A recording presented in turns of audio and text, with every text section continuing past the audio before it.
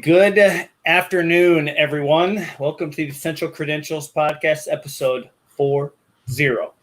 And 2 weeks ago, we voted on the left side of the bracket for the best looking Fleer insert. And we talked about doing a part two, and here it is. I brought back Tyler. What's up, Tyler? I brought back Will with the amazing chair. Thank you, Will, for showing up. He didn't cover it up this time. Yeah, that's right. Jeremy also came back with a brand new case that has all of his A-Rods in it, which is awesome. And to replace Greg, who is he unfortunately had some stuff come up, I thought I'd bring back Tanner, who is here for our best looking base card design. So how you doing, Tanner? I'm good. Thanks for having me. Yeah, absolutely. Are you guys a little nervous about the right side of the bracket? It's a bit more loaded than the left side. A little. I'm more nervous right now about the Pirates getting their 20th win. Okay, so everybody, his vote is not really going to matter because he's going to be like half focused. So that would be more rare than any card on this list. Yes, it would be.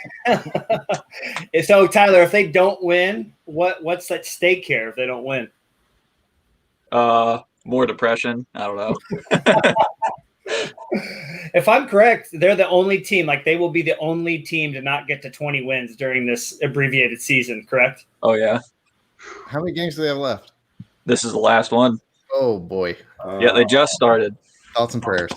We're going to watch Tyler like crumple as like the Grand Slam home run goes over the fence. Who are they playing? Cleveland. Cleveland, okay. And they're trying to win so they can get a higher seed. Yeah. Oh, man, good luck. Ruin their day, huh? Ruin their day. Well, yeah, guys, I figured we'd just kind of jump right into it. I mean, after last 2 weeks ago, I mean, Tyler, what was are you still stung by any of the picks? I know there was one that was totally eating you up, man. Diamond Tribute and was it the 99 Diamond that clear acetate cracked ice one? Yeah. The 99. Yeah, 99 Diamond Producers. So I'll give everybody a little bit of a refresher here. Hopefully everybody can see that. Go back to my the Diamond Tribute made it to the finals, didn't it? Okay, maybe that's not. Yeah, maybe that's not the one I was thinking about. Okay, so the other Diamond one. Yeah. Yep. So Tanner, you and everybody else watching, you can see this is how many votes each one had: 4-1, 3-2, 3-2. Hot Gloves barely beat 97 Diamond Tribute, which that one got further than that was the Fleer, obviously the 97 Diamond Tribute going against the Hot Gloves. So I think for me, I mean, yeah, I'm with Tyler. The Ultra Diamond Producers 99 getting it got here and then got beat by Hot Gloves. I thought it was going to get to the finals. So for me, that was probably the biggest upset. But yeah, that was definitely like a 1 seed versus a 2 seed, though. Like that was a strong matchup. Yeah, I know. I mean, putting it down here, but then again, I mean, look at the 97 Diamond Tribute. I think that would have beat it out as well. You know what I mean? But I don't know. It's a tough one. So the Hot Gloves in the finals, but we're going to be voting on the right side. And there is a couple of changes after my co-host and friend Greg sent me a 5-page document about what cards should not be on here. I decided to change it. But no, so we've got Established versus Platinum Portraits. I think people are pretty familiar with both of these. It's like the Rainbow Road from Mario Kart card right here. And then we've got the Platinum Portraits, which is the one with the insert. And then, you've got your Mother Lode versus Starring Roll, 96 Thunderclap versus 96 Zone. That's going to be a tough matchup right there. 97 Mother Lode versus 99 Date with Destiny. That's going to be a fun one.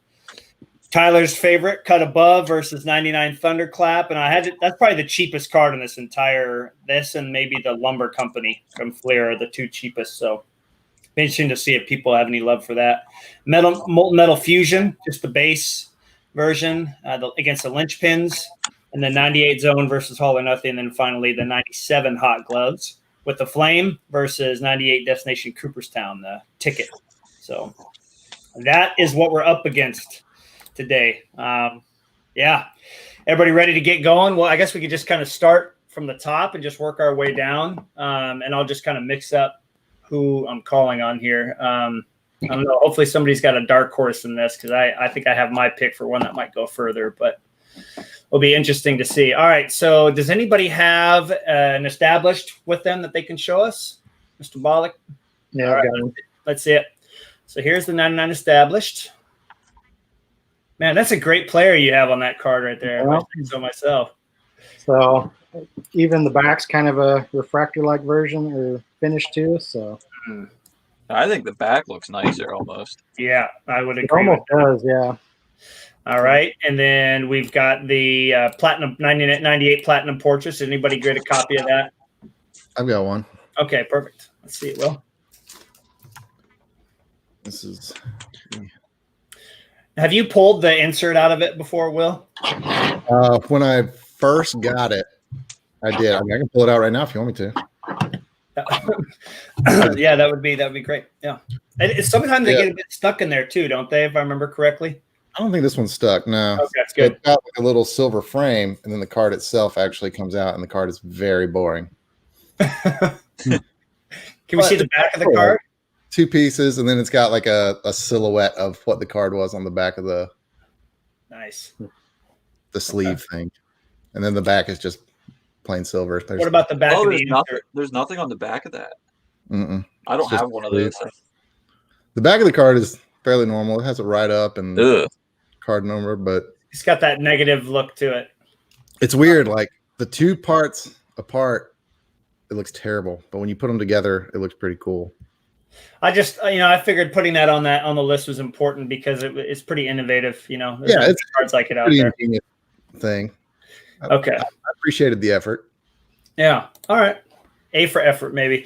Okay. So I think this one's pretty straightforward. So I'll just go down the left side here for this one.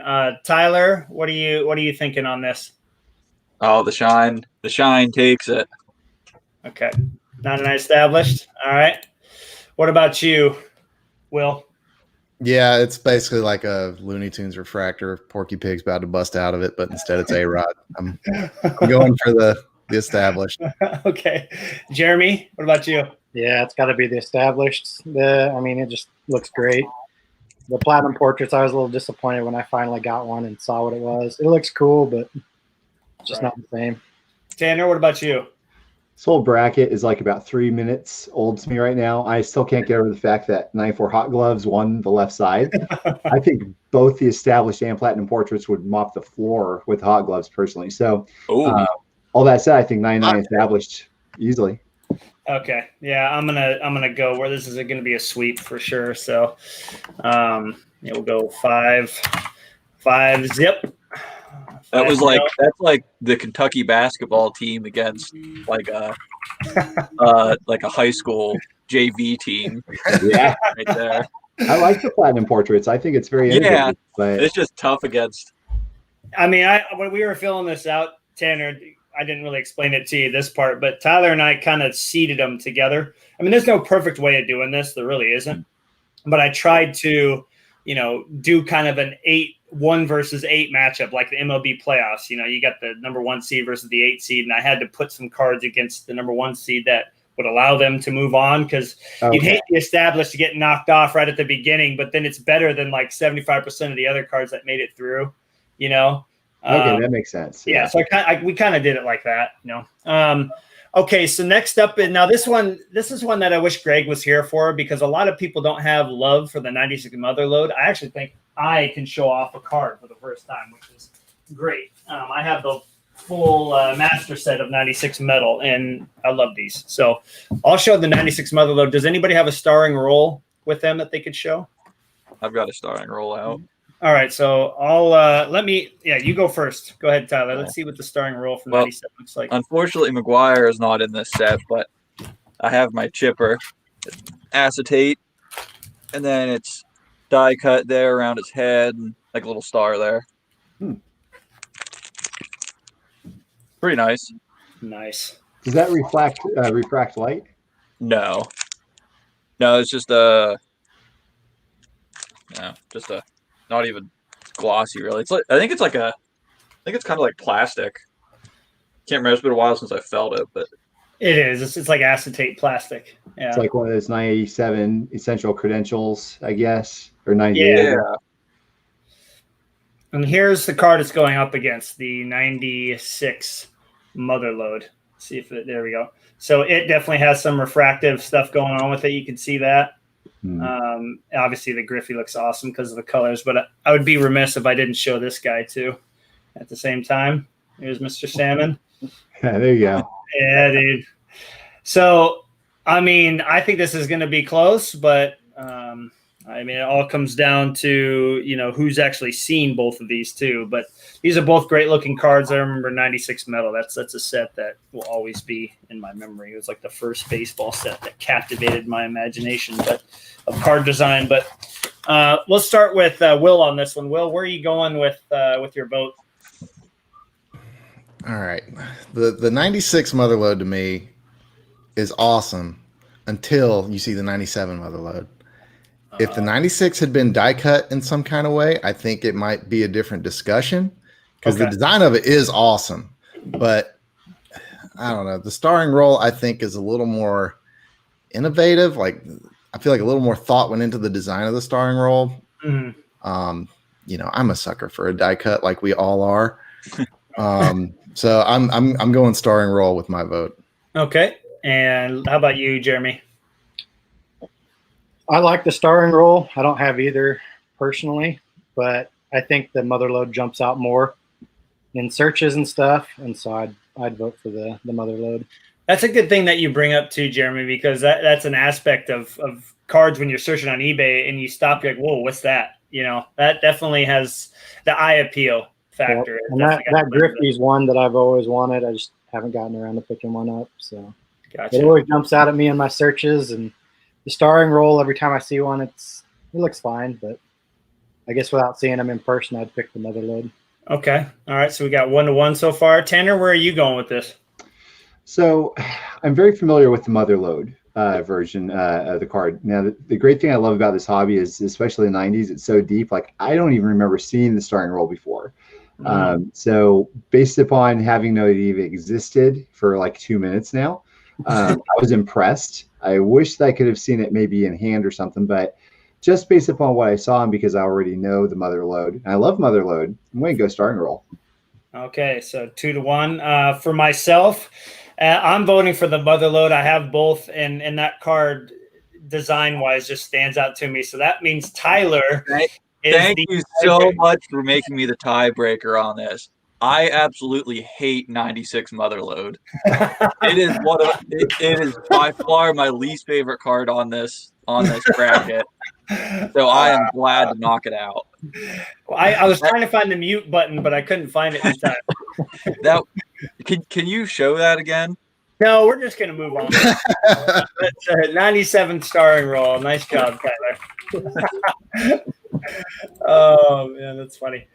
Okay, so we're going to move on to 96 Thunderclap, which, I mean, anybody that knows big-time inserts and anybody that's even dabbled in Ken Griffey Jr., Will Clark even, knows that this card is an absolute monster when it comes to price. But we're looking at design over everything else. And then, of course, we got 96 Zone. Does anybody have a 96 Thunderclap at their disposal?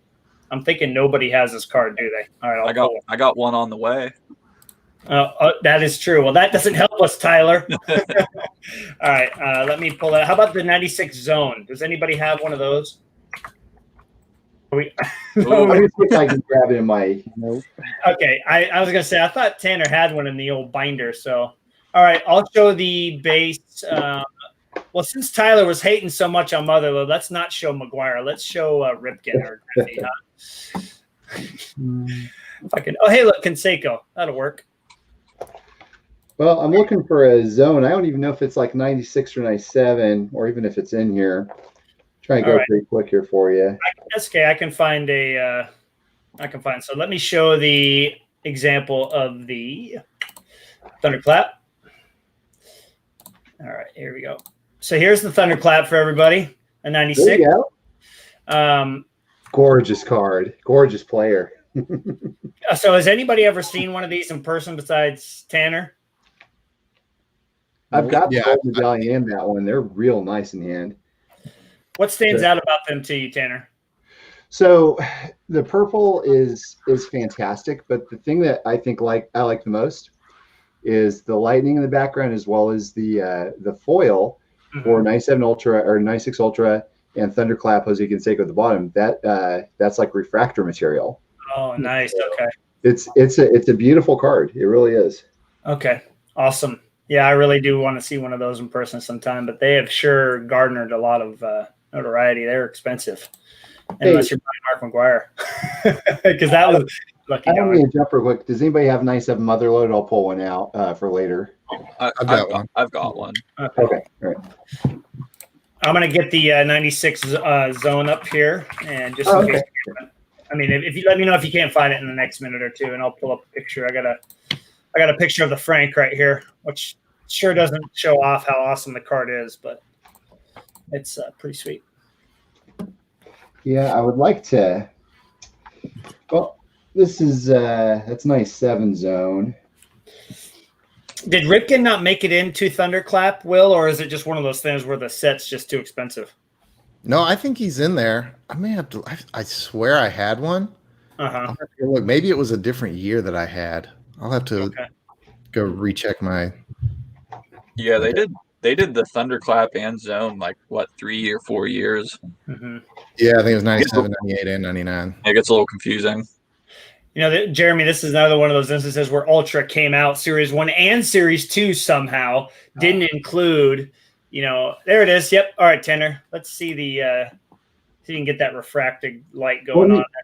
Let me see if I can get a light on it real quick here. Hang on, because y'all need to see the light. That's true. We do. It's just not going to work otherwise. This will lose miserably otherwise. Right. Let me see if I can. Oh, there you go. This is such a terrible representation. Huh. Wow. But it's a nice card. It's a real nice card. Man, look at that. I would love to get a copy of one of those. It's like we're doing ghost stories. All right. So, I mean, this is going to be a tough one for me. Oof. Okay. I guess I'll start with who's up on the docket. Am I starting with, I think I'm starting with Jeremy on this one, aren't I? Or am I starting with Will? I can't remember. No, I start with Jeremy. Yeah, we'll start with Jeremy on it. Jeremy, where are you going on this? Zayrod's in neither. So probably up until seeing how shiny it was, I would have gone with the Thunderclap. But just being the base Thunderclap, I'd probably go with the Fleer Zone.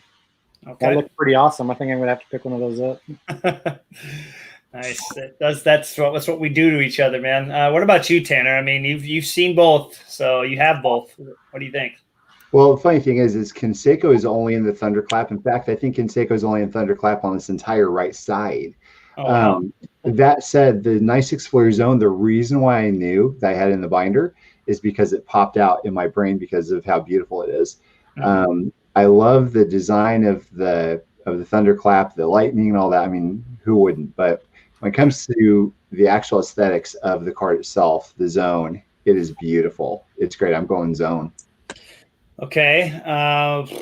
Yeah, for me, I mean, that when you look at both of them, if they're both being shown at the same time, the Zone is the one that your eyes go to first, always. I mean, yeah, the lightning is cool, but I mean, yeah, I think for me, the Zone has got to be the better looking card because that's what we're looking for here, not which card is the more expensive one. What about you, Tyler? I think if it was any other year for Thunderclap, I would have picked the Fleer Zone, but the 96 with the purple. Yeah, I mean, you just don't see purple in too many cards, and it something about the purple and then the lightning in the back just does it for me. So I'm going with Thunderclap. Okay. What about you, Will? What's the score? 2-1 Zone right now. 3-1. 3-1. Ouch. Good news. I just found my Thunderclap. Oh, good. You want to hold it up for us? Sure. Let me get you on. There we go. Nice. I was looking under F for Fleer and not U for Ultra. That's why I couldn't find it. So, all right, I'm bummed that I guess this one's been eliminated because this one is awesome. To me, the lightning bolt design is so 90s. I think of I know all of us probably had that friend that had the ceiling fan in the room that was covered in lightning bolts back in the day. Maybe that was just like a Southern thing. I don't know. Oh, I feel like this is like the typical like 90s. Things are extreme, just over the top 90s decor. mhm. It looks awesome. I see this card and I just hear AC/DC in the back of my head playing. So I'm going Thunderclap. Hold on though. Do you have a copy of the 96 Zone? I would assume that Cal is in that. I do not. Because you need to make sure you go grab one, because then we can come back next time we have you on the podcast. And I want you to be able to tell me if you really would still pick it when you have them both in hand. I think it would be a tough choice. I would not be surprised if I changed my mind. I'm very disappointed. I feel like that's one that I would have picked up if I had known like how insane it looked just now from showing it. And I think that's a testament to people taking terrible pictures on eBay. Shame on them. No kidding, man. No kidding. Yeah, it's really hard. Some of those unless you are using the right kind of lights. I mean, most of us have light boxes, so we can kind of show off the shine properly. It's really, really difficult to get an idea what cards look like. I mean, haven't you all had this happen when you buy a card on eBay and you're like, okay, I collect this player, you get it, and then it shows up and you're like, whoa, like this is way better than I thought because the picture was so bad. I've definitely had that happen before. All right, we're going to move on to 97 Motherlode and 99 Date with Destiny. Somebody tell me they have a Date with Destiny so I don't have to dig for mine because I can't tell you what box it's in. I've got one. Okay. And who's got a 97 Motherlode and handy? I think, Will, you said you had one, right? I got one. You both have one? All right, so let's see the Motherlode first, Jeremy, or Will. You said you had it out in front of you, so. This is going to be. This is a tough one. This is my favorite 90s insert right here. All right, can you tell us why? What makes it so amazing to you? It's just, this card just looks so expensive. I wish this thing would focus. The shine on it so crazy. My camera can't focus on it. But like this thing just looks so regal, and I feel like you pull this from a pack and you have an expensive card. And it's not mega rare. It's just, I feel like this is so cool looking and it's so ornate and over the top. It's just like the epitome of a 90s insert for me. I love it. Well, they had to make up for how bad 96 How bad the 96 was. Oh, gosh. Tyler, that's warning number 2. One more strike and you're going on a 5-minute mute, man. I do want to say, like, I was actually really lucky to find a box of 97 metal. I just wanted to open it. It was like $25 3 years ago or something, 4 years ago. And I pulled a Piazza out of there. I don't know if any of you remember, but it was one of the cards we gave away for our 100 subscribers. And I sent it. I think Alan won that. It was crimped in the pack. Like the little top part of the Motherlode was crimped. The Piazza was crimped in the pack. So it actually looked even cooler. I was like, oh man, can you imagine if it was like textured like that all the way? But I'll agree with you on that, Jeremy. When I opened the pack and I saw it, I knew immediately what it was. I'm like, oh, can you imagine like doing this in the 90s and pulling this card? Because it was the toughest card to pull. They didn't do PMGs in 97, which can you even imagine? Oh my gosh. So yeah, that would be ridiculous. But yeah, it's pretty amazing. So I'll agree with you on that. Tyler, let's see the Date with Destiny for anybody that doesn't know. Oh yeah. There we go. Yeah, he's it's embossed a little bit. I can show you on the back here. They're numbered to 100. The front's got that foil finish. Pretty nice. Then the back, I wish the back had that same finish, but there you can see the embossing on there. Right. What do you like about that card? I mean, obviously the front finish of it. I really like how shiny the face is with the embossing on it. It like really, it just really makes it stand out. Gotcha. Yeah, it just looks exactly like a plaque would look at the Hall of Fame, correct? Yep. Yeah. Awesome. All right. Well, we're going to start off with Tanner Jones on this one. Tanner, have you seen either of these? Of course.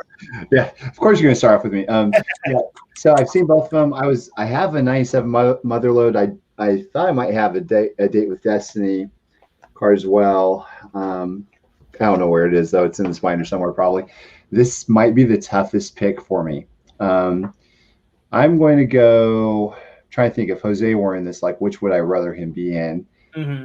That's probably a pretty good way to think about this, but probably go with coin toss. I'm going to say Motherlode though. Okay.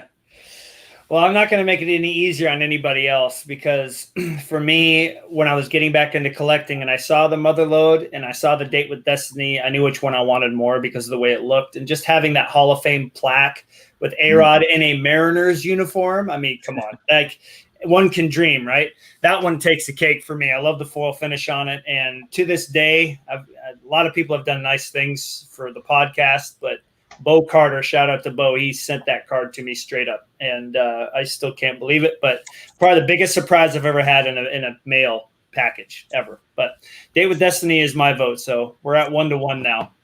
Tyler, you're up. Yeah, this one is really tough. Probably the toughest first round matchup for me. I think if the Date with Destiny had a different finish on the back, it would be my winner, but I got to go with the Motherlode. Okay. All right, 2-1. All right, how about Will? Where are you going with this? This is no surprise. I'd never seen the back of the Date with Destiny until Tyler just showed it, and yeah, that looks like the back of a completely different card. They're not very cohesive. Whereas the Motherlode kind of leans in a little bit more with the theme of the overall card, but that doesn't matter because I'm voting Motherlode all day, every day. Like I said, Yeah. I love this card. It's one of my favorites. I'm curious, Jeremy. Now it's already over. It's 1. Where are you going to go on this? Because we're lucky that Alex has both. I haven't seen the Date with Destiny. It's never stood out to me in scans or anything even. So Okay. it's got to be Motherlode. Yeah. Oh, good. I just want to make sure I got my vote in for that. I've been watching one on eBay for a while, and unless I'm getting it for like $20-$30, it's not one I'm going to spend a whole lot of money on. All right. Whereas the Motherlode, I would spend $30-$40 on it if I didn't have it already. Okay. Cool. All right. So we got Motherlode winning 4-1. Let's move on down to the bottom 4 matchups. We've got 97 A Cut Above and 99 Thunderclap, which again looks amazing. If anybody has a copy of that, it would be great. I can also pull up a picture here if you'd like me to. Tyler, I'm assuming, or Jeremy, actually, you haven't shown off a card. Do you have the A-Rod Cut Above there? I do. Do you want to tell the story of where this guy, how the Well, journey of this card? Some Mm, pretty nice. shiny card there. Nice, cool die cut. As Matt's pointed out before, that last die cut at the bottom where it's just blacked out, it would have been nice if that was also die cut as well, but for some reason they didn't cut that out. So I bought one of these finally after several years, and it took a while for me to get one at a price I wanted, and then within about 2 weeks after that, I traded it for something even better in a group of cards. So I had to buy another one like shortly after, and that's the one I bought. Hang on. So the one you have is completely die cut except for one tooth of the saw? Yeah, all of them there at the bottom, all the ones I've seen at least. You want to go back? Yep. You got this black portion right there that's not die cut. Weird. Well, I actually have an answer to that question. When I talked with Jean prior to our interviewing her on the podcast, I said, "Hey, we're not going to get to this, but I've been dying to know, why is that last blade not cut out?" She said, "Well, the machine had to grab the card." So if you see in basketball and football, the whole bottom is not cut out at all. Like basketball, half of the card is actually, completely there. And then on baseball, she said that they had to leave that little piece there so the machine could grab it. So I don't know. Pretty cool though. I'm so glad the baseball version is mostly cut down there. All right. We need Tanner to make a mock-up. We need to buy him like a cheap player and give it to him and have him cut that last piece out so we can see what it would look like. That'd be awesome. That would be awesome, man.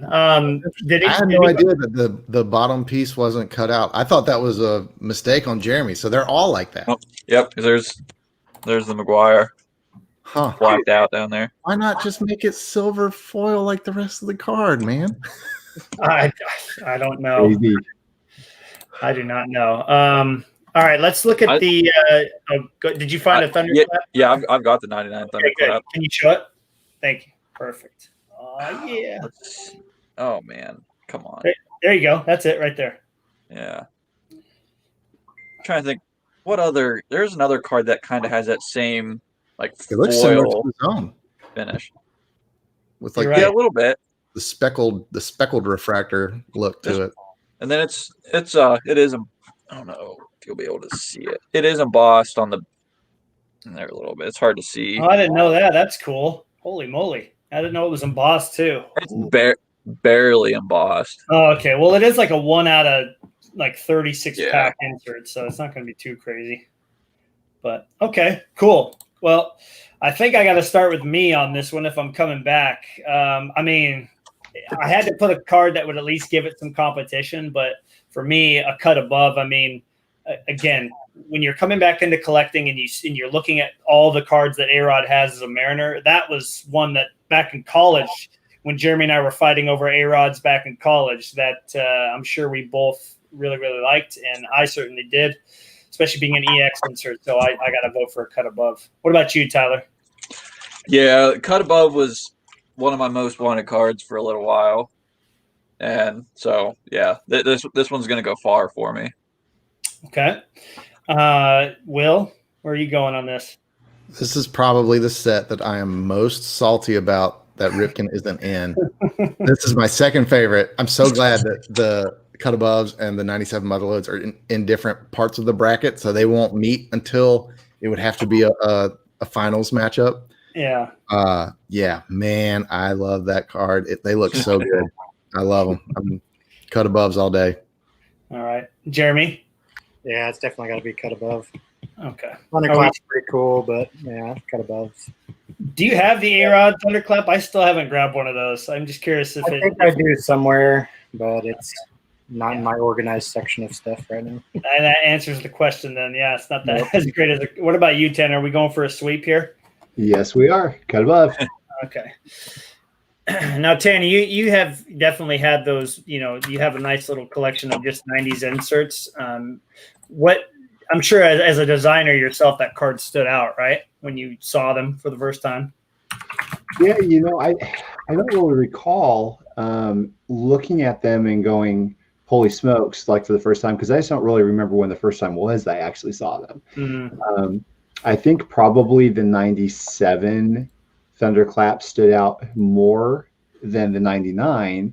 And the 99 was like, well, it's almost like what they did with 99 Thunderclap. It's like they just kept adding like unnecessary stuff on top of it over and over again. Right. Which is fine. It's a nice card, but yeah, cut above is the one for me on this one. All right. Gotcha. Okay. Does anybody have a Molten Metal Fusion, like the basic Molten Metal Fusion? Jeremy, okay, can we see what that looks like? A lot of cool stuff going on with this card. So here's the base. You can kind of see Oh, nice. how it's kind of cut out in his silhouette. It's hard to see there a little bit better. But yeah, back's pretty basic. You can see a little bit better there. Can you put the flashlight behind the card to show the flashlight through the lights? There you go. So, I mean, it's all laser cut in there. That's really cool. It's always a pretty neat card to look at. I know it's one when we pulled one out of a pack back in the day. It was pretty awesome. And then finding out there was a rarer one was pretty cool. Never gotten that one yet, though. Oh, yeah. Well, neither of us did. It was quite expensive. Does anybody have the linchpins handy? I've got one if no one else does. All right. Cool. I just like looking at Will because he's just sitting there like shaking his head every time. Will, are you? If I had a nickel for every time I'd finish second on a linchpins auction, I could buy a linchpins. I need to get out my little flashlight here. Oh yeah, there you go, right there. Yeah. And this is going to be such a fun matchup because of the way these cards are designed. I love it. And look, I mean, the sparks flying in the background. I mean, come on. Look at that. Well, it's obvious Tyler's going to be voting for the Molten Metal Fusion after the way he's talking, right? All right, Tyler, we're starting with you. So, I mean, I'm pretty sure I have an idea where you're going here. Yeah. Linchpins. Okay. Will, what about yourself? I do have a very soft spot in my heart for the molten metals. I pulled the Jeff Weaver in '98, which was great in '98. I think he was pretty hot for He was. a week or two. Yeah. And then he turned into Jeff Weaver. But man, the linchpins, 100%. I love that card is almost perfection as far as a design goes. Mhm. Well, Matt, you had the one idea of the only thing that would make it better. I do. I think if designing wise, yeah. Can you put it back up there? It's already an amazing card, but can you imagine if every single cutout had like a foil border on it? How awesome that would look. It would be nasty. It's already a cool card, but yeah, I mean, what's funny too is that insert came out of like one of the worst sets. 99 metal was terrible, or was it 99 metal? Right? Yeah. Yeah. And it was very. They went the cheap route with the product. Like there was no cool background design after the way 98 with the PMGs. You thought, oh man, 99 is going to be good. It was horrible. No PMGs. That was the best insert you could pull, and it was like one of those $1 per pack releases. So I don't know why they completely changed their, design ideas on that and whatnot, but at least that came out of it, right? Yeah. What about you, Jeremy? Are you voting on linchpins as well? I'm looking at them both right now. They're both. I really love the molten metal, the way they've kind of laser cut the silhouette of the player out. Mm-hmm. Even the name at the bottom is like laser cut into the card. But with it being just like a monotone background, I'd have to give it to the linchpins because I think both of the technologies are pretty cool. Just the die cuts, the small die cuts throughout the card, but then the rest of the card, the background of the linchpins just wins it for me. Gotcha. Awesome. How about you, Tanner? If I could, I would take the linchpins background and put it on the molten metal fusion card. And that would be perfect because it is brilliant to have the laser cut portrait. And I've always loved that. So up until a couple minutes ago, I was going for the molten metal. I didn't realize that the linchpins had a little die cut linchpins. I completely forgot about that part. So linchpins wins for me on this one.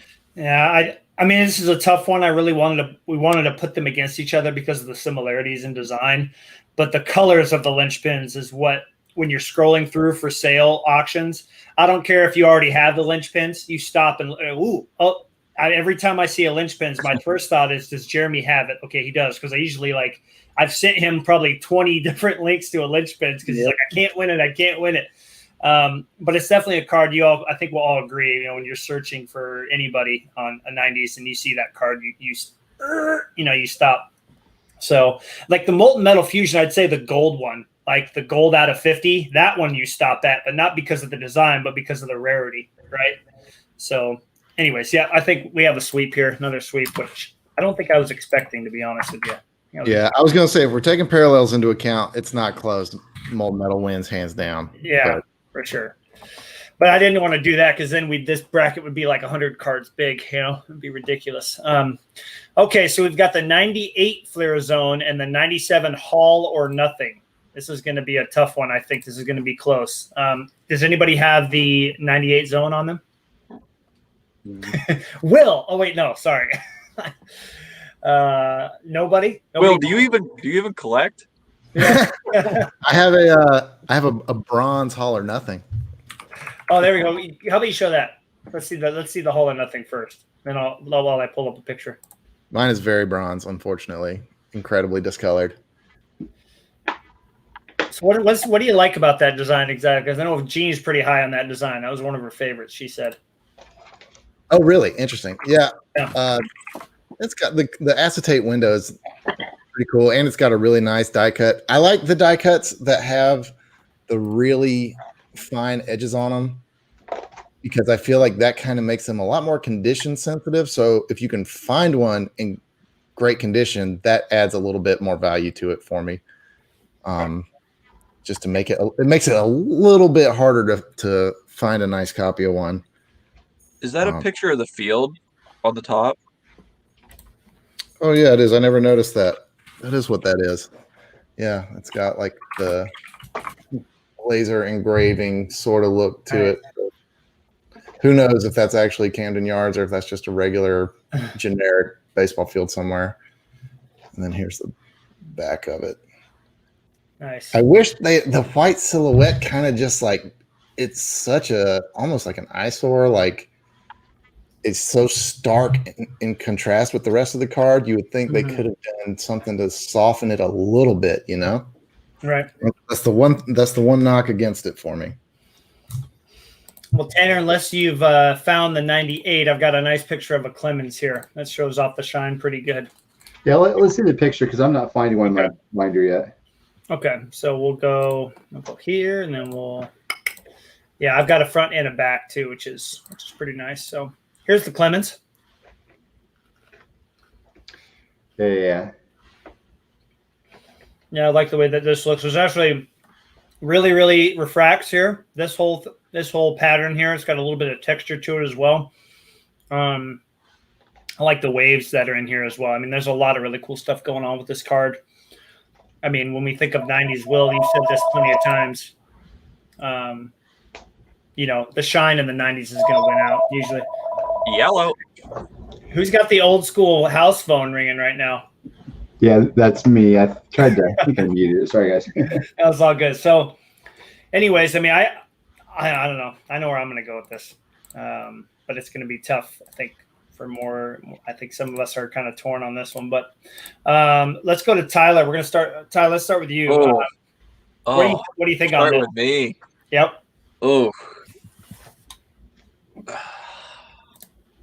I love the intricacy of the die cut, the All or Nothing.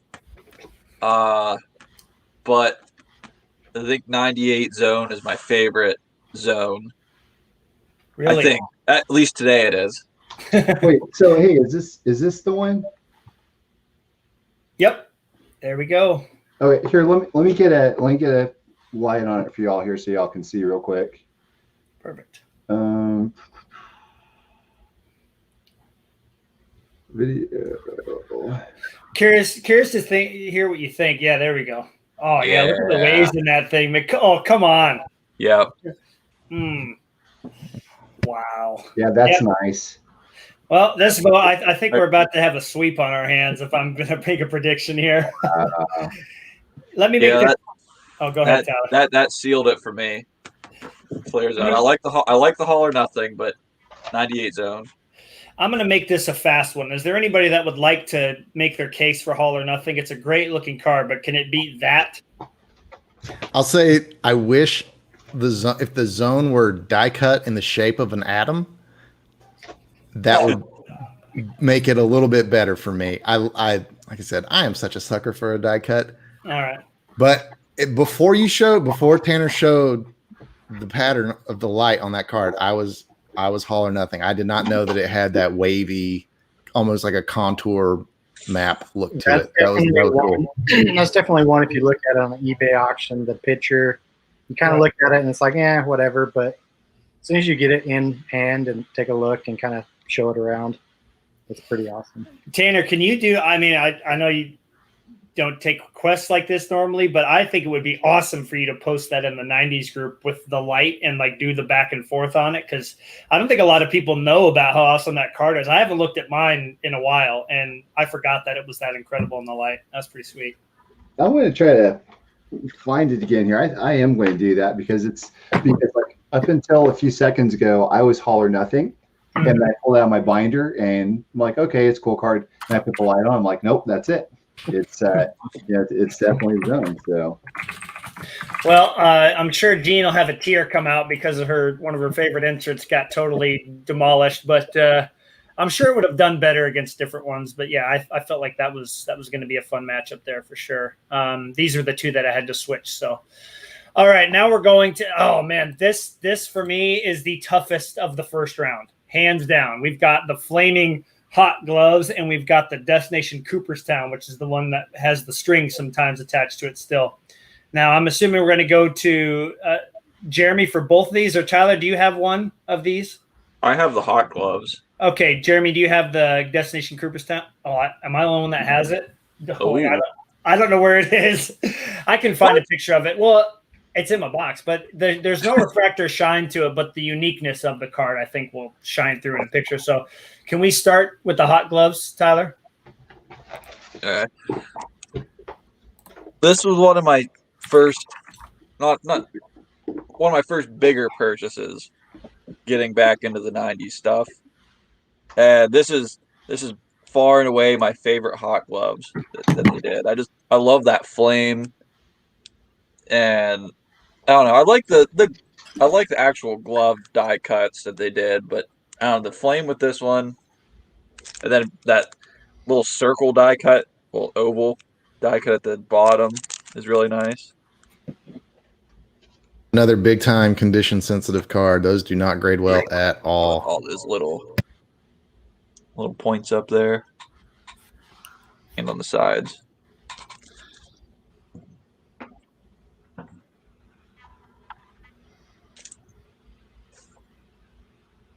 That's what happens when you meet yourself when you're typing. Tyler, when you were getting back in, you know, you and I have talked about that, like how exciting it is to just see all those cards when you're getting back in. What made that one stand out? Like, oh yeah, I got to get this. I mean, it's just that background, just like the linchpins. That background just sticks out. I mean, you put this card against any of the other hot gloves, and this might be the first one you notice just because of the background. Gotcha. Yeah, definitely. Might have an all hot gloves final coming up. I guess that we know where you're voting. Well, I'll show you the Destination Cooperstown. I think design-wise, like doing something extremely unique, this card takes the cake, and I'll show you why here. After I click 30 buttons to get this thing up on the screen for us.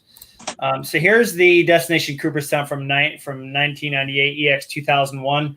If I'm correct, didn't you only get 2 or 3 cards per pack? I think it was 3, right? Or was it 2 in 98? Anybody ever opened 98 EX? Yeah, it sounds about right. So these were 1 out of 720 packs, but the thing is you only got 18 packs a box, and the boxes were like $100, right? So it was pulling one of these was crazy. And when we interviewed Jean, if any of you guys remember when on that episode, she pulled the whole set of these out and was like, yeah, I really, really like this. And she was, just talking about how it was awesome to include the string in a piece of a piece of string with the card, wanting it to be like a bag tag. So for me, I mean, if this was a vote purely on innovative design and trying something that nobody else had ever done, this one takes the cake. But the colors are kind of boring, if I'm being honest. So anybody have any opinions on this card before we vote? I definitely like them a lot more when they have the string still attached. Which is funny because I cut mine off because it wouldn't fit in the case, right? Whoops. I would not even consider buying one if it didn't have the string on it. I know. Same. Whatever. Yeah. Well, now I feel guilty, but can't take that back.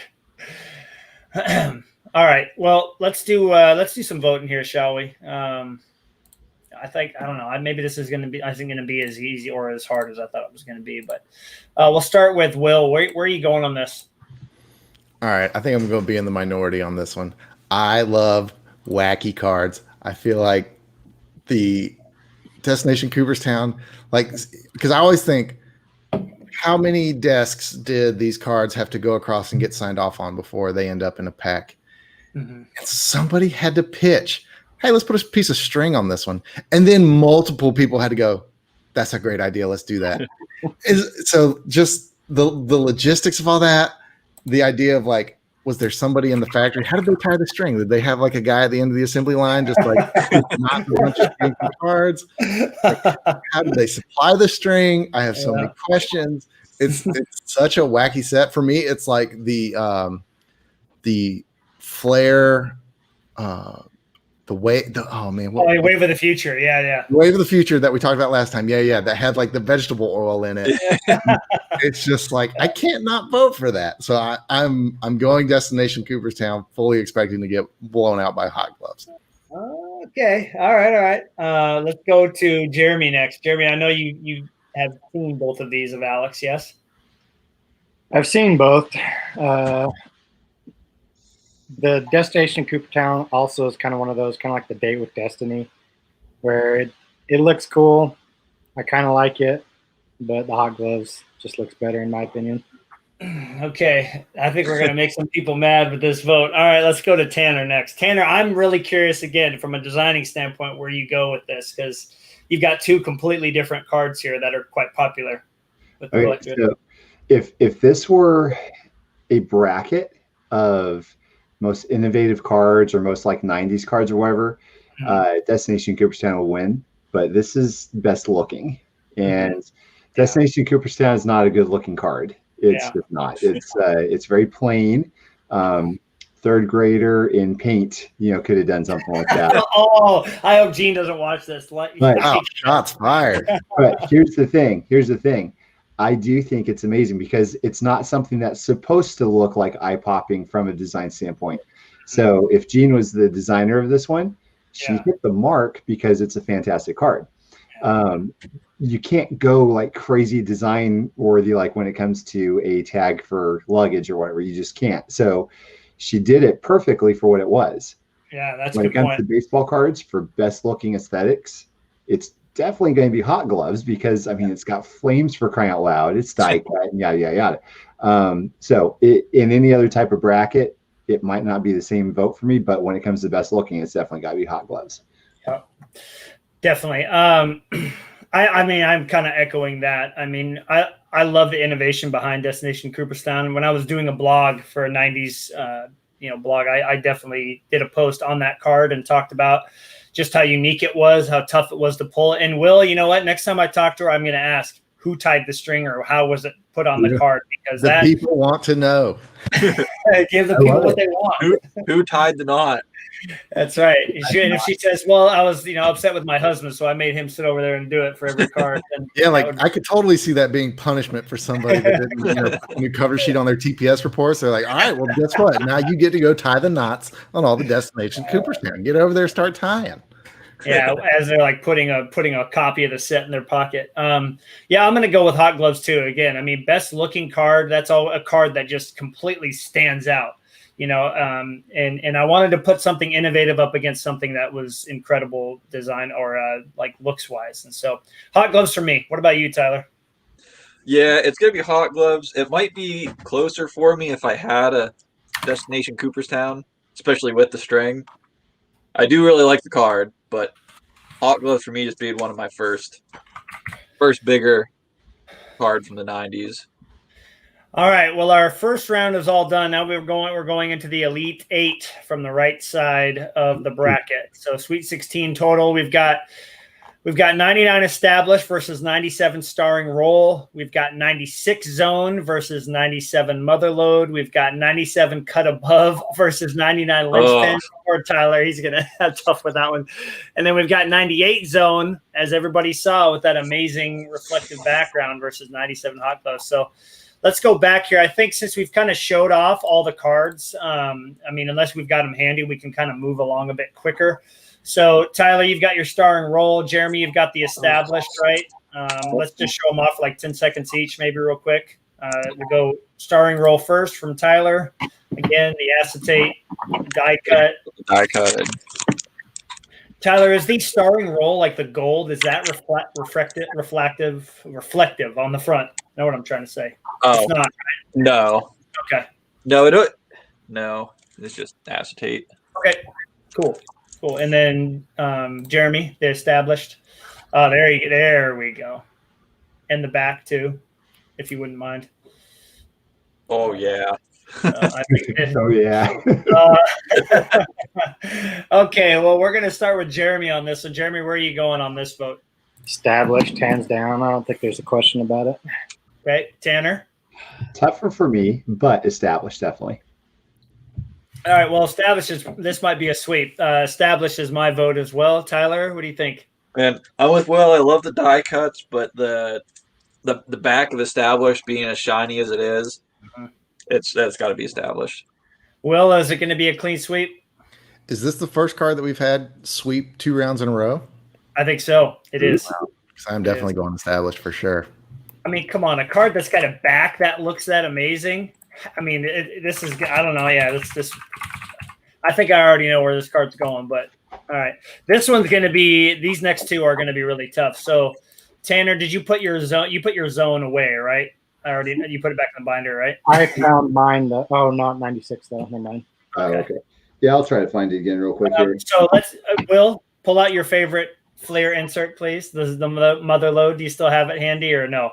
Yeah, I got it. All right, let's just real quick.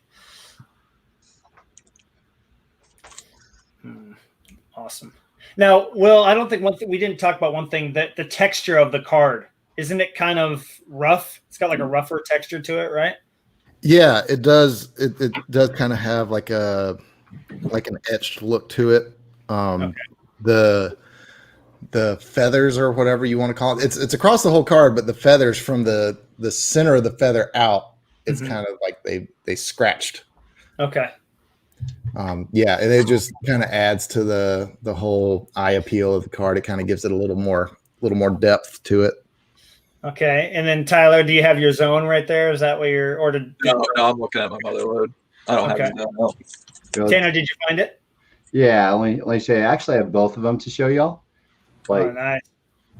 we could do this.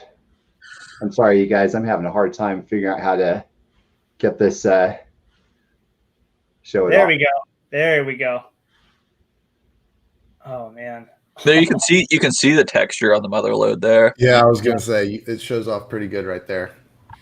Oh man, this is really, really tough for me, guys. Oh my goodness. Well, Tanner, you have them both in front of you, so we're gonna start with you. Where are you going on this? So in front of me, like I'm looking at both of them. You know, the zone to me just looks like way nicer. The mother load is a very nice card. It's a very nice card. It does have some textured metal. It has this high-end feel, but the zone, it's got so much like fun refractory kind of, it's eye candy is basically what it is. And so if I had a choice between having Canseco and one or the other, it's definitely the zone. I mean, it'd definitely be the zone. It's not even close for me. All right. So for me, I mean, and Jeremy knows this, we didn't get A-Rod in that set. And how much I would love him to be in that set. It is ridiculous. It would be awesome. But A-Rod didn't make it into zone. He only made it into mother load. But as far as eye appeal goes, the zone is definitely a card that I always stop and I'm like, oh man, what is that? Because I don't have it. So unless the next 3 people vote for mother load, man, there's gonna be some disappointment. So Tyler, where are you going on this? Well, I got the first vote for mother load. All right. Well, Will, we know where your vote is, right? Yeah, for sure. I was hoping I could just abstain from the next 2 matchups, but I'm going to have to stop this miscarriage of justice and vote for mother load 100%. Oh my gosh, dude. You guys such a good play on words. All right, Jeremy, not to give you any pressure, but it's up to you, man. Who's moving on? It's got to be mother load. I like the way the Fleer zone looks. It's pretty cool looking card. But yeah, you get that kind of, it's like what Will said earlier. It's kind of regal looking, metal looking, the texture, the die cut. It's a great looking card. Well, that means Motherlode's going up against Established to get into the final. So to get into semifinals. All right, let's move on to 97 Cut Above and 99 Linchpins. So Tyler, I think which one did you show off last time? Jeez. I showed off linchpins. You have them both right there, though, don't you? I do. Yeah, show them both at the same time, would you? Oh, dude. Man. This is going to be tough. I don't even know. How do you even compare these two. Hey, this is definitely the hardest pick of this whole bracket. Okay, Wait, well, let me show it off again with the light. oh man. Yeah, I mean, this is definitely one that could be a toss-up, but we've got to vote. And again, I mean, I have to base a lot of this off of, when you're fresh coming back into the hobby and you're seeing cards for the first time again after years and years, and even back in college, a cut above was something that always kept coming back to. So that's my vote. I'm going to vote for the cut above on this. What about you, Tyler? I really wish he was in the Cardinals uniform for the cut above. That would make it a lot easier for me. We're just looking at design here, so I know. Try to put that away if you can. I gotta go with cut above still. Okay, what about you, Will? All right. Okay. Oh my gosh. All right. For the sake of making it interesting, love the cut aboves. I've seriously, there's been several times I buy almost nothing card related that isn't vintage or Cal Ripken. I don't buy a lot of like 90 stuff that isn't Cal Ripken. This is one of the sets that I have looked for previously of like, who's somebody that I can get fairly cheap? I just want one. The Lynchpins Ripken isn't the set. I don't have one yet. That being said, I think the Lynchpins, I think Ripken being in the set of the Lynchpins and the bottom notch not being cut in that cut above, which I just found out about, makes me blood red mad for some reason. going Lynchpins. Perfect. Okay. All right. So 2-1 so far. Jeremy, where are you going with this? It's hard to say. I love the Lynchpins. It looks great. The cut above looks pretty cool too. But as a full card, the back of the cut above looks better. Mm-hmm. And then just looking a little bit closer at the cut above, where it says cut above, it's embossed a little bit. Yeah. Nice. And that gets my vote. Okay. What about you, Tanner? I'm still reeling over the 96 zone going bye-bye. I will probably say this is one of them that I don't have a copy of either, I don't think, for anybody on either side. I would say probably Lynchpins in this case, though. Okay. So cut above wins 3-2. I'm glad we're getting close votes. That's what it's supposed to be like toward the end here. So 97, a cut above. All right. And our last matchup is 98 zone versus 97 hot gloves. Wow. I mean, we're talking about two completely different looking cards here. We've got Tyler, you got your hot gloves there. I do. And then Tanner, if you could grab that 97 zone, yeah, he's got it. All right, so let's see we're going to look at the zone first, Tanner. Go ahead and do your Ghost Stories light if you could for us. Yeah. Oh, man. It's There it not is. popping the way There it should. you go. Right. Yeah, lean it back a little bit. There you go. That's Nice. interesting. Mm. Man, if that thing had been die cut in the shape of an atom. All right, and then so we've got an amazingly shiny card versus Tyler. We're against our the flame, the shrimp card. Man, I feel like that is definitely the card version of the shrimp emoji. I like the name at the top. It's not like foil or anything, but it's just gold. I guess it's the same as like down there. That's Right. gold. So is there texture on the cover of that card? I guess maybe, yeah, maybe a little. Looks like a little bit. Maybe embossment or something, perhaps? Or I don't think it's a. Let's see. From what I remember, I'm pretty sure it's a very flat design. There is no raised parts of the card on there. I mean, it might be etched just a little bit, but I don't think it's embossed. Yeah, I think it might just be etched a tiny bit where there's like the little darker orange flames compared to like the yellow. I got to share this comment right here. Ryan says the deciding factor should be which one looks sexier with sawdust on it. Oh man. All right. Well, this is gonna be tough. Oh boy. Well, good thing we get to start with Tyler on this one. This is perfect. Oh, well, I mean, I'm going. All right. Hot gloves. Okay. I have a feeling this is going to come down to me at the end. I don't like that pressure. Will, where are you going on this? All right. I think I'm gonna be able to make this a little easier on everybody because, as I do when I am on the Essential Credentials podcast, I do copious amounts of research before the show, so I don't look like a complete idiot. I've already told Matt that I am the most uninformed person he's ever had on the show. But so I was reading through the Baseball Cardpedia shout out listing for hot gloves, and I did not know this. Let's see. It says. It featured a die-cut design of fire that was heat sensitive. The fire design all around the card would change from bright red orange to light orange and white when exposed to heat via touch or other heating methods. Oh, Really? we need to find out. Let's see it, Tyler. All right, Tyler. Here we go. I did not know that. This card has gone to a whole new level if this is true. This is either about to be awesome or Tyler is about to ruin this thing. So what? You just touch it and. I mean, we need, yeah. Let's. Remember, this is like 25 years ago or something, though. So Yeah, right. Yeah. Well, now we have to remember what it looked like when you're touching it. Need a blow dryer is what we need. Yeah. You know, man. this thing- yeah. we toss in the microwave for a few seconds. I don't know. I'm seeing my fingerprints on there. Huh. Somebody get Rodney Vallejo on the phone. Yeah, right. Or yeah, I should message him and Gene and be like, "Is this true about this card?" Interesting. I mean, it's tough to think that like Tanner's saying 20 years ago, the card would still do that.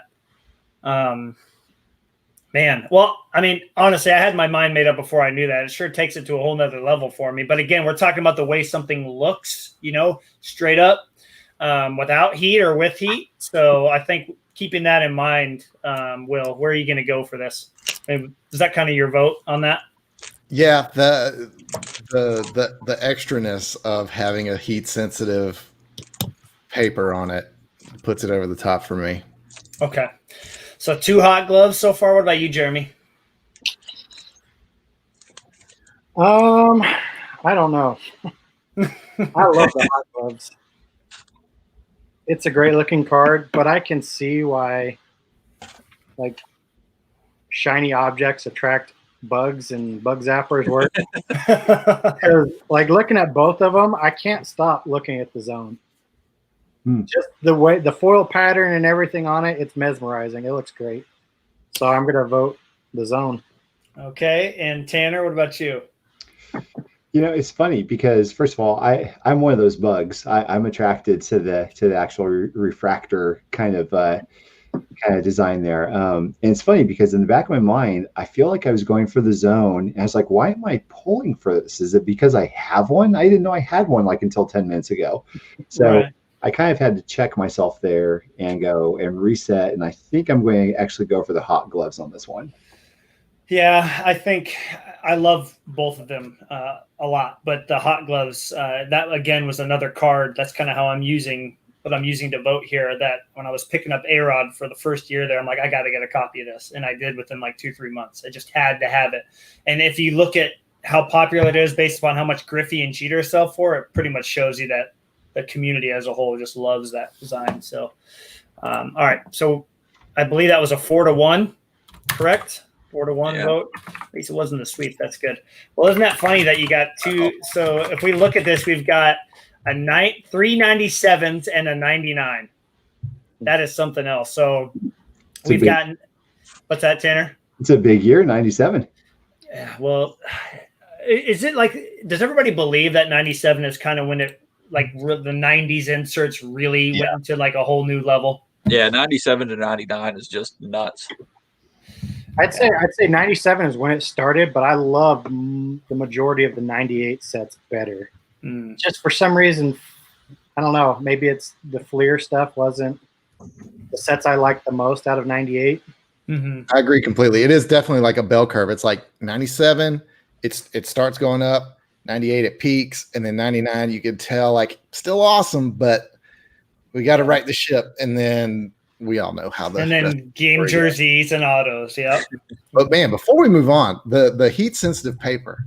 So I know we always talk about, man, if I had a car company, I've got this idea for answer. Yeah.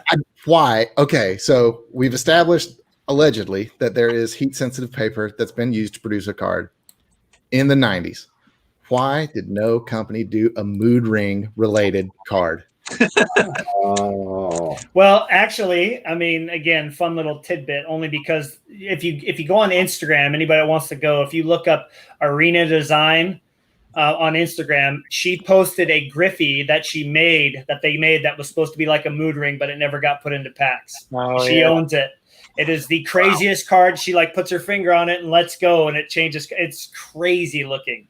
It is crazy Man. looking. wait. So now, who's so it they you- tried it. What's that?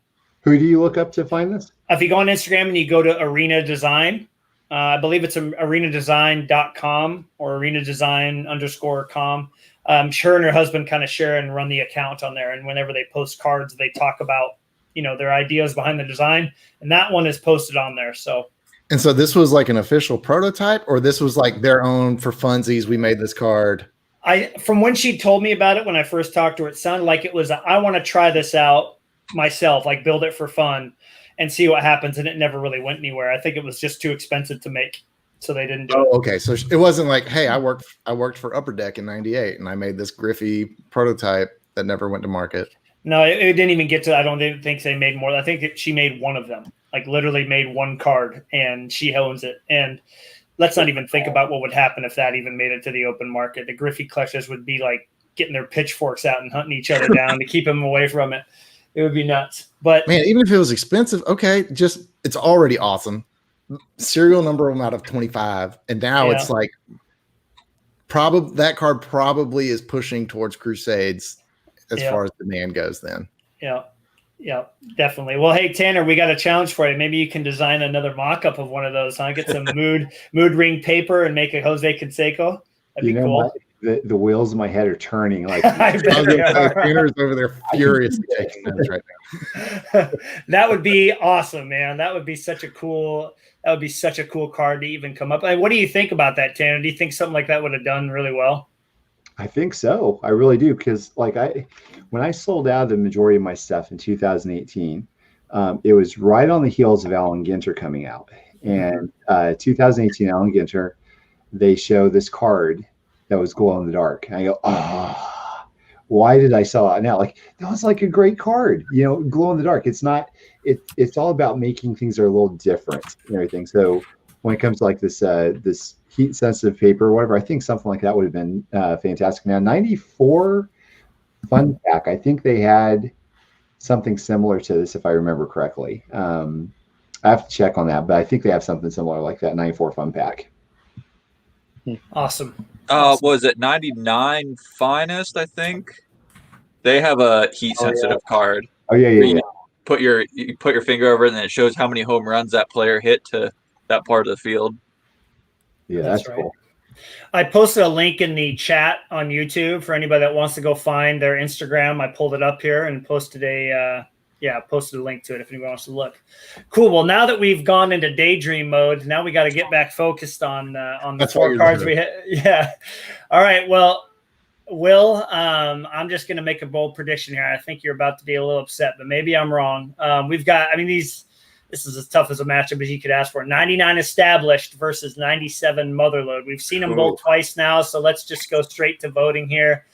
Tyler's looking. Tyler, do you have both in front of you right now? I actually have all four cards in the final four, which is I'm surprised. Nice. Well, hey Jeremy, we'll have you do the bottom two. Tyler, can you show us the established and Motherlode together? There you go. There we go. Okay. And then the back, don't forget the backs of both. I mean, it's crazy. You've got the most colorful design of any card ever made versus one of the coolest die cuts that have ever been produced. Yeah. So, I mean, this is as tough as it gets. Tyler, since you've got them both in front of you, man, we're going to start with you. Where are you going? Okay. Again, the back of the established just carries this card so much. So got to go with It's established. probably the only card ever made where in a voting thing you're like, yep, the back does it, you know? Yeah. What about you, Will? I feel like my child is about to get eliminated, but I'm dying. I'm dying on the 97 Motherlode hill today. That a boy. You need to, right? If you're going to stick with that card, even though you know you're going down, the sinking All the ship. way. Stay I'm going with down it. in flames. That's right. Captain goes down with the ship, man. Exactly. All right. 1-1 so far. What about you, Jeremy? I think it's got to be the established. I love the Motherlode. I love how intricate the die cut is. But just the refractor finish, the colors, and then the back matching that, it's got to be the established for me. Okay, Tanner, what about you? Well, at the onset of the beginning of this whole thing, I was thinking 99 established is going to win the entire thing. And based upon that last video, I still think that the established might have a good shot. So I'm going to go established. Right. Well, and one other thing too is the player is black and white. The actual picture of the player is just a black and white picture, and that I don't think has ever been done on a card before. With that much, especially with the color background. Yeah, you can't really tell. You can't really tell there, but yeah. Jeremy, can you show off the A-Rod too, just so we can kind of? I think his might show up a little bit clearer, Tyler. Yeah, there you go. I mean, come on now, like that's yeah. That's just on the back. Is he black and white on the back too? I can't remember. No, it's more of a color picture. Okay. Yeah, but it's like refractive over him too, which is just like, oh, dude. Yeah. Okay. Well, yep. Same here. So 4-1. Nice job, Will. Way to make it not a sweep. Nice job. All right. So 4-1. I think the Motherlode went a lot further than I expected. I got to admit, this is the biggest surprise for me on either side, I think. It really went, crazy. Hey. All right.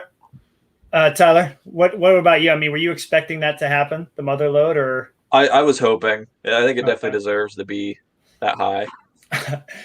I mean, out of either side, the Hot Gloves versus Cut Above. I mean, can you ask for a tougher die cut matchup in the history of die cut cards? Like, oh man! And Will, we get to start with you on this one, man. Like, what? Oh, no. and you actually don't have either yet, right? I've got a uncut, oversized proof of the Hot Gloves that is not die cut. That looks awesome, by the way. Fills the whole top loader. This is probably the biggest card I have. Wait, did you check and see if that one was heat sensitive? Oh, yeah, baby. It's just on like cheap white cardstock. It's super thin. There's no way this is like the fancy paper. Okay. I might take a hairdryer to it later. Well, what do you think on this one, though, man? I mean, you've seen both. You've talked about how much you like a Cut Above, even though Ripken's not in it. And yeah, what do you think? Man, this is ugh. I'm gonna go Hot Gloves. I can't believe I'm saying this. Okay, Hot Gloves because Ripken's not in the Cut Above, and they didn't cut the little tooth in the bottom. So those are the two things that put Hot Gloves over the top for me. Okay, what about you, Jeremy? I knew Will was going to be hung up on that little portion. Yeah, that's a hard one because they both are very intricate designs, pretty cool die cuts. They both catch your attention. I like the back of the Cut Above more, but I think I've got to go with the Hot Gloves. Oh. Okay, Tanner, where are you going with this? Hot Gloves.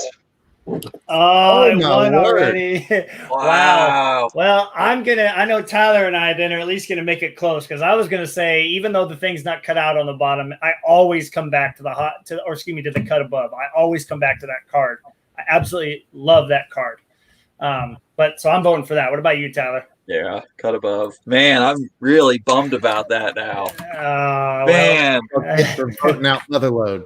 I wanted to see what this would have done against established. Well, folks, we have the 99 established versus the 97 Hot Gloves, and to start off the voting on that one, it's going to be Jeremy. Jeremy, what's going to take the cake on the right side here? 99 established, 97 hot gloves. So I kind of like how each final two kind of mirrored each other. We've got a pretty interesting die cut with the hot gloves on the left side against a very shiny, vibrant, embossed diamond tribute. And then on this side, we've got, the Wizard of Oz black player in a colorful background, and then the 97 hot gloves. Nice. I voted for the 94 hot gloves, but I'm going to go with the 99 established on this side. Okay, 99 established. Okay. What about you, Tanner? Well, I said from the beginning, right when I put my eyes on this bracket, 99 established is going to win the whole thing. 97 hot gloves, in my ever so humble opinion, is the sacrificial lamb for this whole bracket. So 99 established. Right. I mean, this is like, Duke versus Kentucky on one side of the bracket. Like, whoever loses doesn't mean the team sucks. It means that you got two amazing teams in college basketball, and whoever has the better game wins. But on this side, 99 established has a better game, quote unquote. I mean, the rainbow colors, the back. We've talked about the back. It's the best back design of any card that's ever been made from the 90s, probably ever.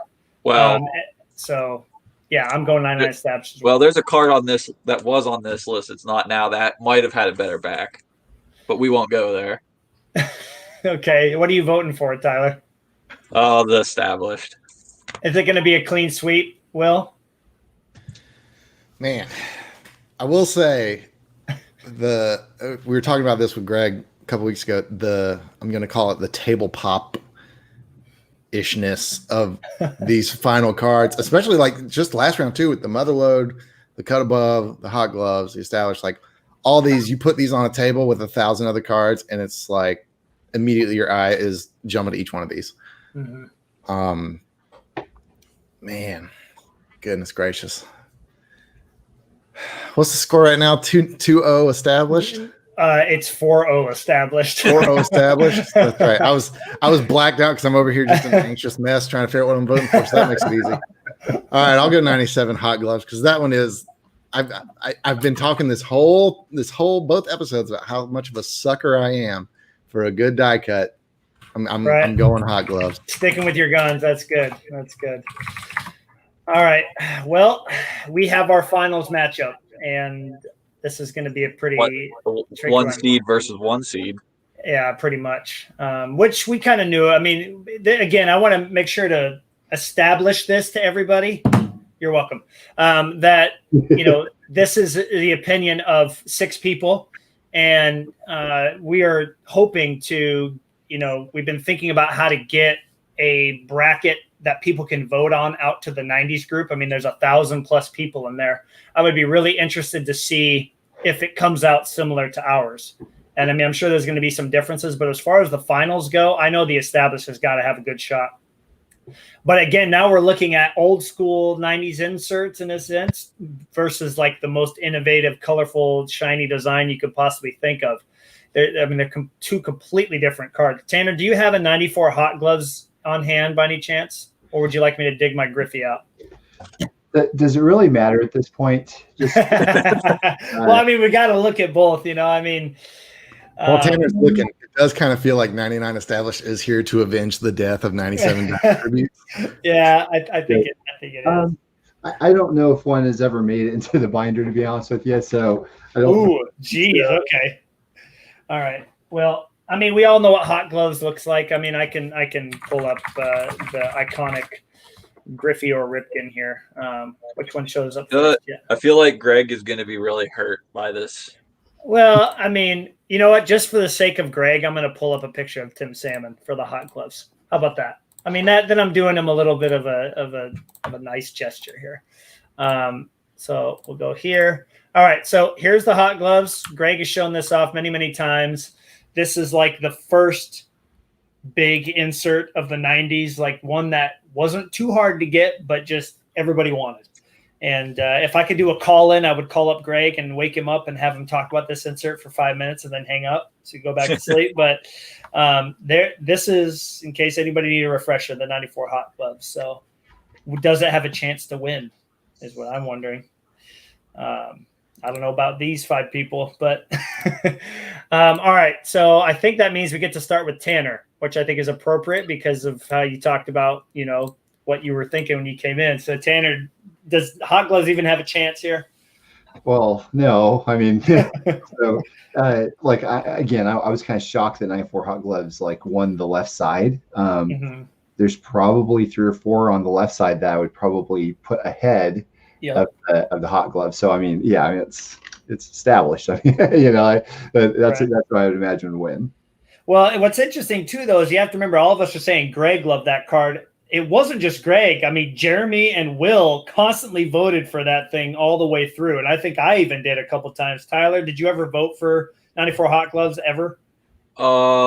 Maybe the first round. I'd have to see what it was up against the whole time. Well, it beating out the 99 Diamond Producers in my mind is the biggest upset of the entire bracket. Yeah, but I was so salty about the 99 and the 97 tribute. I'm not pointing any fingers, but Jeremy Ballack, of all people, voted for it over the Diamond Producers, didn't you? I remember that. I did. Oh, that was the deciding vote, man. That did it. But just to give some defense to the Hot Gloves, Jeremy, what made you vote over the Diamond Producers for it? Because that Diamond Producers is just ridiculous. So it's funny because looking back at it, 94 Hot Gloves is probably my least favorite of the. Well, other than 95. 95 looked like crap. Mm-hmm. Of the 94, 96, 97, I think 94 looked the worst. Mm-hmm. But because of the matchups, it kind of fell in the right place. And just because of the iconic nature of it, it took over for the Diamond Tribute. Gotcha. Well, is there anybody that's going to actually vote for Hot Gloves? Well, I think it was all just I don't know. I mean, there's something to be said about an insert that has that iconic look to it, right? I mean, Jeremy, you and I are the same age. A lot of us are, for the most part. When you went into Beckett in the 90s, mid 90s, that card always was showing off all the time. And if you went into a shop to buy an insert, they were affordable, but they looked amazing. So I can see why it had so many votes. But Will, I saw your hand go up. You're gonna be the lone wolf on the 94 Hot Gloves train, huh? Yeah, I mean, if you put 2 of them in front of me and said you can take one, I'm taking the established. But for the sake of argument, I'll put up an argument for the 94 Hot Gloves. Obviously, both of these, as far as the table pop, both of them are going to catch your eye. The 94 Hot Gloves, I think the historical importance of it is a little understated, because I think without that, who knows exactly where 90s inserts goes, because they kind of set the bar with the high end, really cool die cut insert that kind of made everybody else step their game up and try and out innovate each other for the next 5 or 6 years. Right. So, without that one, who knows if 97 Motherload exists or 97 Hot Gloves exists or the Cut Aboves exist. Yeah. Good point. And I also like that, it's that we didn't talk about this because we're not taking scarcity into account, but the established is only numbered out of 100. Obviously, we are giant dorks who pretty much I'm sure all of our social medias are almost exclusively baseball card and card related, with occasional family members sprinkled in. But for the average Joe that collected during the 90s and got out of it, if you show them the 99 established and you show them the Hot Gloves, they'll go, "Oh man, I remember that Hot Gloves. I had the so-and-so," or "Man, I remember chasing that card. I wanted that thing so bad. But I was 12 years old and I couldn't afford it. But that was my holy grail as a kid, was that 94 Hot Gloves." I think the 94 Hot Gloves is the gateway card for people to spending all of their money on baseball cards. That's my TED talk about 94 Hot Gloves. I think it's very underrated. I think there's a lot more behind it other than just the look. I think the historical importance of it weighs more heavily for me than the scarcity and look of the 99 established. All right, ladies and gentlemen, give a round of applause for Dr. Spence. That was he. I mean, if I was brand new into the 90s, you might have me running out to look for a hot gloves before an established. But again, I love the colors and the all the aesthetics of the established, man. That card, I've never been more disappointed when I think that was one of the first auctions I lost that I was like legitimately upset about for a few days. And then so when the next one came up, I'm like, I don't care what happens here. I'm going to win this card. And it was on a Probstein auction. So you can imagine that made things even more interesting for me. But I beat out the snipers and I won. So I was very happy about that. Nice job. I probably was Jeremy. I don't know. Anyways, so I think, Tyler, are you thinking established on this too? You haven't had a chance to really weigh in, but oh yeah. I mean, if the back wasn't the way it is, I don't think established would have made it this far if it wasn't for the back. no. Or well, maybe against the matchups, yeah, it would have. But just that's incredible. Yeah. The rainbow swirl design. I mean, that's pretty sweet. Yeah, the colors they chose with it. I guess I've never really noticed it. The established, they put like a shadow behind it, so it looks like 3D almost. It's not embossed. Mm-hmm. It kind of looks 3D. That's awesome. And I want to say too, this is like one of 99. Jean and her husband moved on and just worked on the Skybox cards. So when I talked to her and I brought up that card, it was one of the first cards I wanted to ask her. I said, yeah, I didn't have anything to do with that design, which is interesting because most of the 99 cards, they are not very good.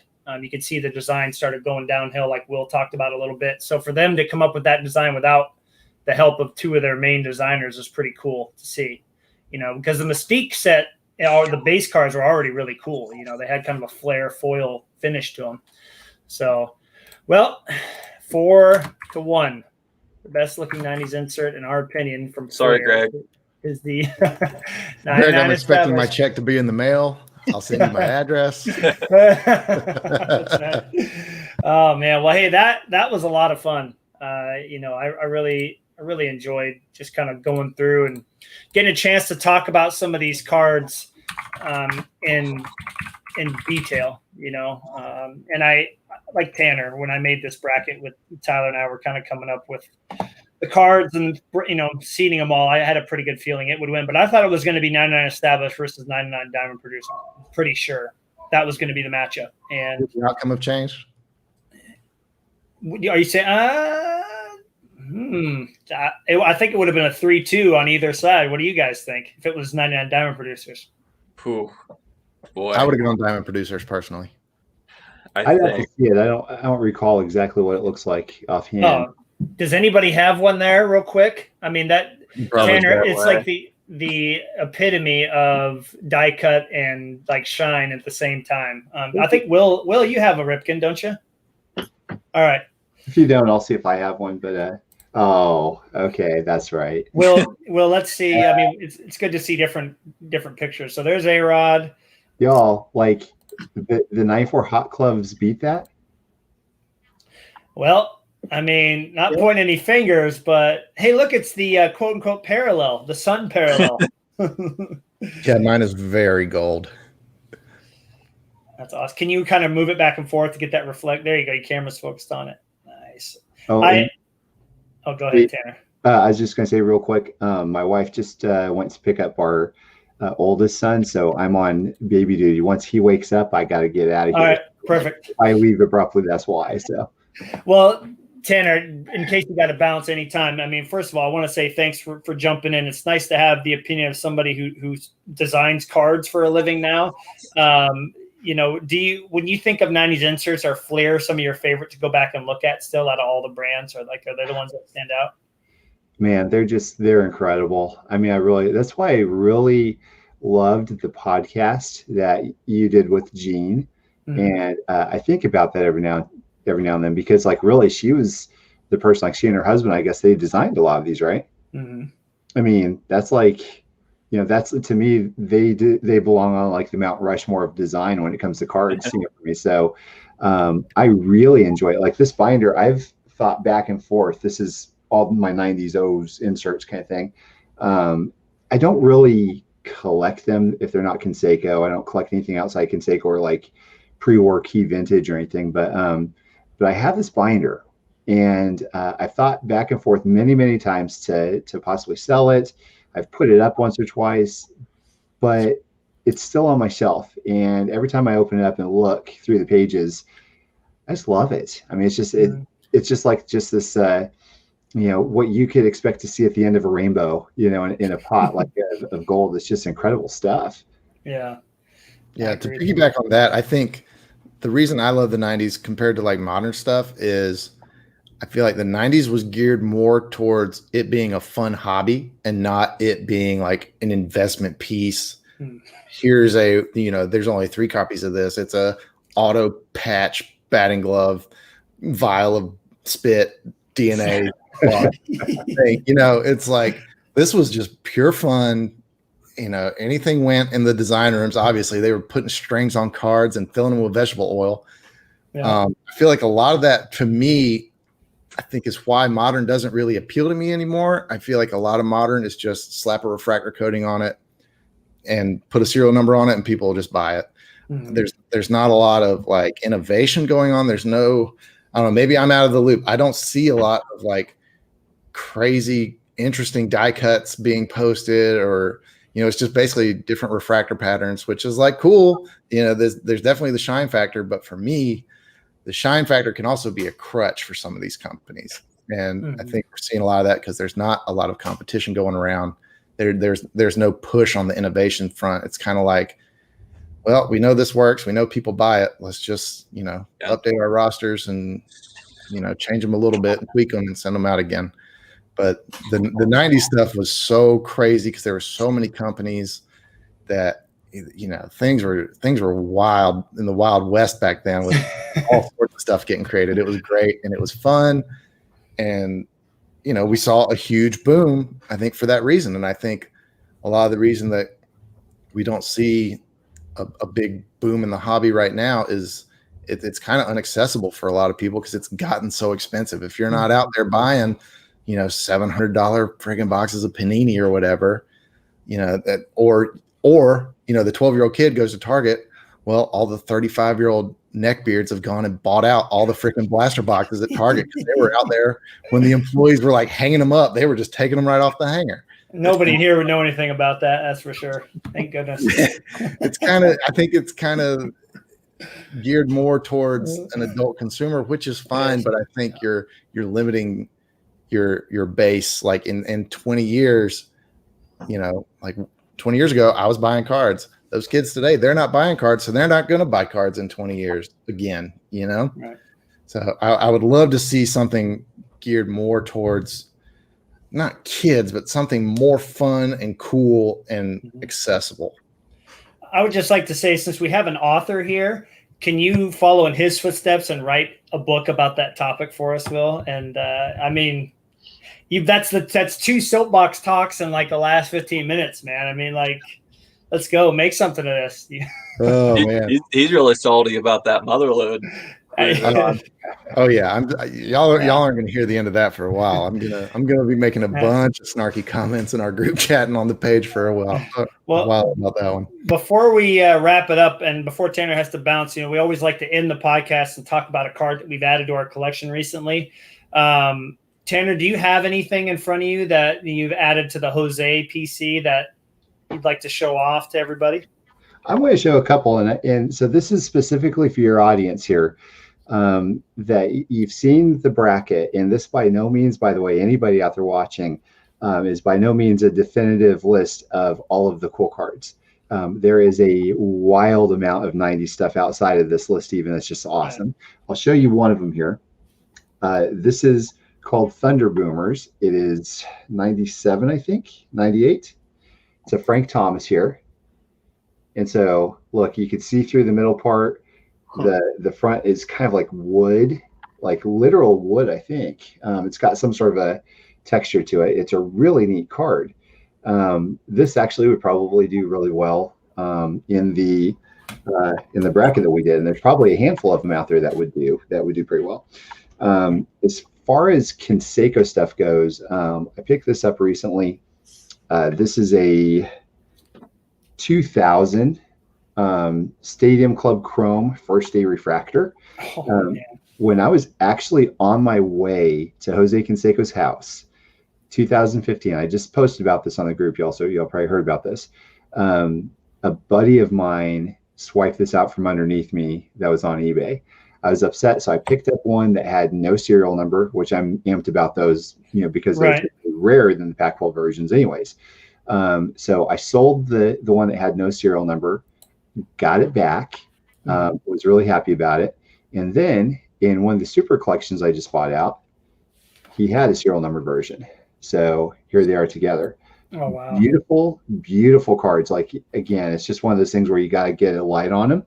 Right. They refract light from border to border, and full bleed photography there. Just amazing cards, numbered out of 25.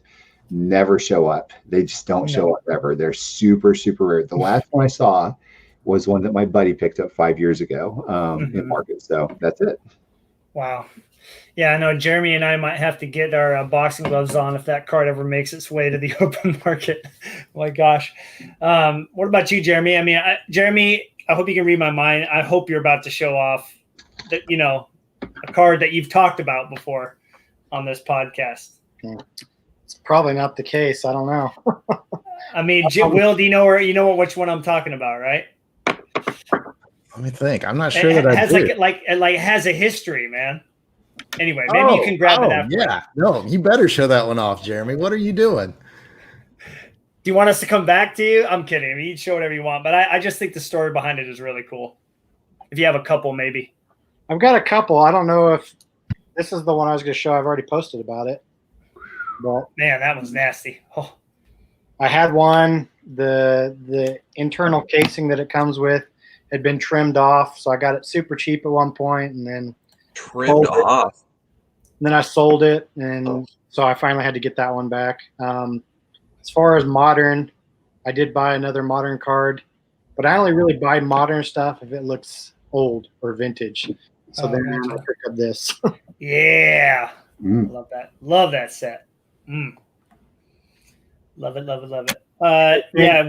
Oh, yeah, I know which one. Yeah, I was gonna say Will and I'm sitting here like, dude, how is this card not being shown off? There was he should tell the story real quick, Tanner, but it's actually pretty cool. Yeah, I forgot that I've already posted about it and talked about it enough, but yeah. So I pulled one of these back in 98. Like I said, kind of in my post, being young and stupid, went to a card show one day, saw a bunch of A-Rods that I wanted, tried to trade with a dealer. He wouldn't trade me one of the A-Rods I wanted, so I got a couple A-Rods and a Maddox for it.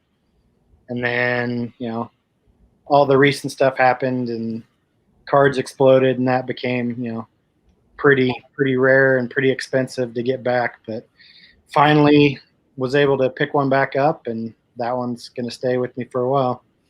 That's awesome. That's numbered out of 99 or numbered out of 99.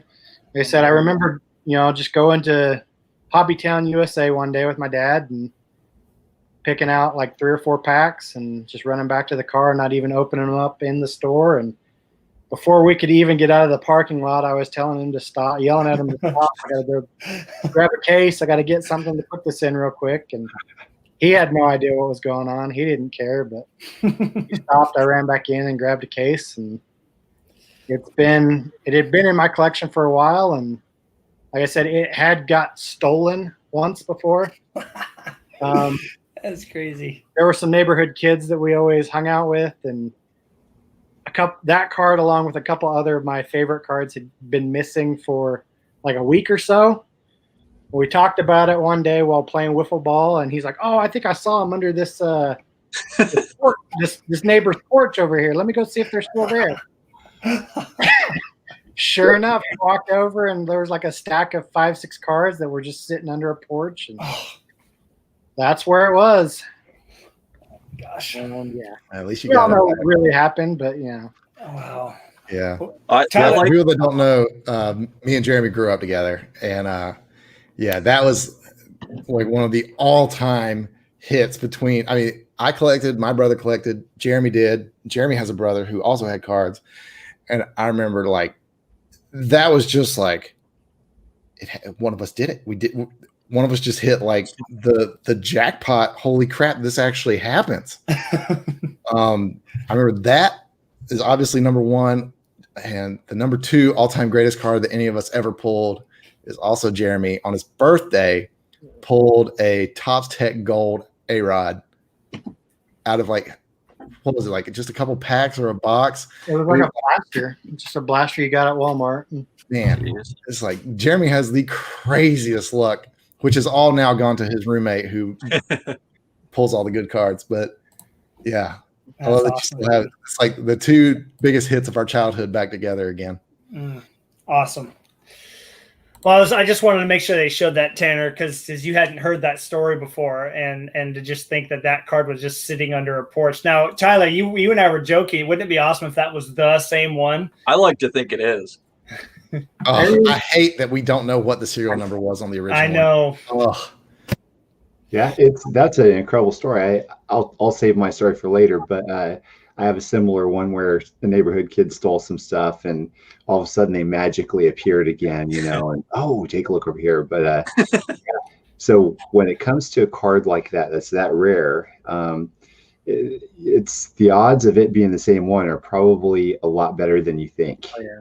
That very well might be the exact same card. Yeah. It could be. It could have been. I mean, the dealer was down in Georgia, so I mean, there's only 99 of them. I had to figure most of the people that had Griffey collections kept most of them, so it's very possible. Hang on, did you just say the seller you bought it from is in Georgia? No, the guy I originally traded it to. Oh, okay. I thought you were saying the seller you got it from just now was in Georgia. And I was like, I double checked. Dickens, it might be the same card. I did double check. He wasn't from Georgia. That was going to say, because then the odds of that are like 95% for sure the same one. You would think. Crazy. Cool. Awesome cards, man. What do you think of the black one touches, by the way? I had to make sure to ask you. For certain cards, they look really cool. It's kind of like a shadow box effect on them. If it's like a dull card, kind of like the precious metals I showed, it looks really cool. But if it's got any kind of shine or any kind of something that's supposed to pop out at you, it just doesn't look good at all. Right. I think right now I've got my Fortune 15 refractor in there, and it just looks really dull. Okay. It's really dull. All right. Interesting. Huh. Well, Tyler, we haven't heard from you in a while, so I'm going to go to you next. What McGuire's would you like to show off? Well, I'm going to show off one, but I just want to gloat again. Sorry, the Pirates just inning-ending double play. That worked out perfect. But yeah, so I want to go back to the 96 Motherlode. I'm so happy I knocked that out. Just want to bring that up again. That's 3 strikes, so you're going on mute now. Let me show my card first. Okay, there you go. So I haven't really shown this one off. You guys have seen it, but I'm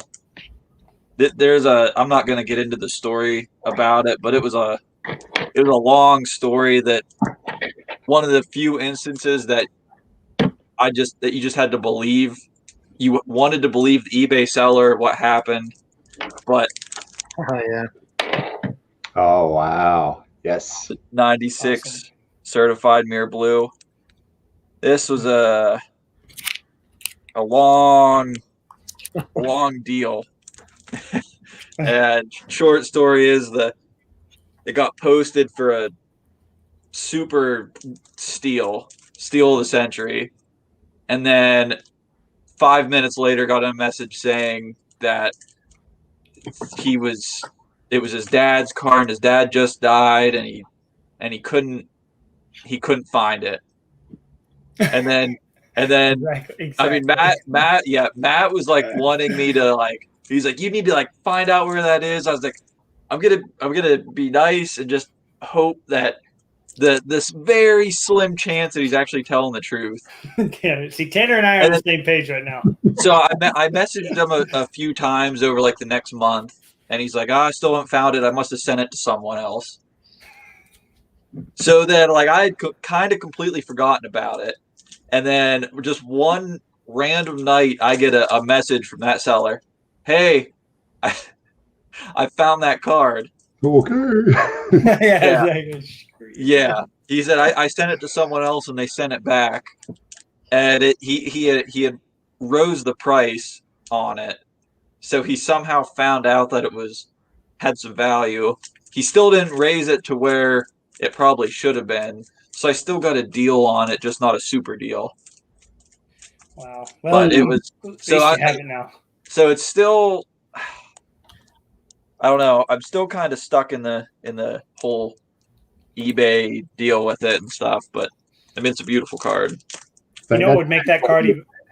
Go ahead, Tanner. So no, it's just that's kind of what makes collecting so fun is these little stories. Now that card probably wouldn't mean nearly as much to you if you didn't have to go through all that to get it.